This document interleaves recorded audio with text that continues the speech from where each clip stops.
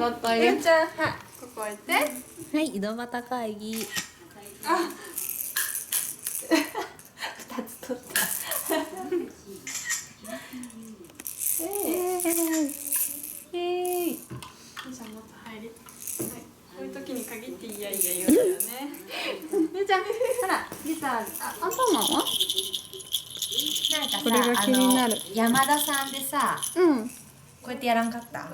私もうすぐだったもんでさ、そうそう何もやってないけど。なんかね、みんなをね、こっち向きにさしてね、頭をこっちにしてね。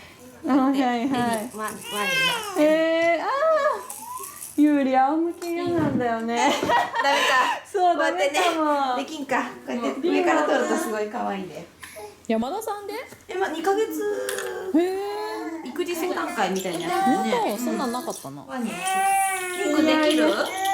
動いちゃうかな、ゆうちゃんみたいに動いちゃうかな。でもいいよ、いいよ、リンやっちゃって。ゆうちゃんがもう NG だ。よし、 NG だ。びっくりしたね。びっくりしたでしょうね。ゆうちゃん、こっち向いてよ。あんただけ向いてない。よし、あ、ゆうちゃん、あ、いやいやいやいやいや。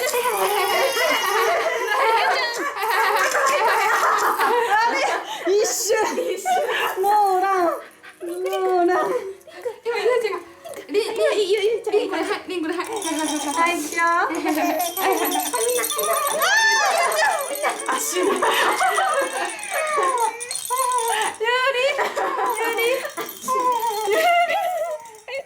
可愛くない、全然可愛くないよ。あーちゃんめっちゃベストやん。なんでそんな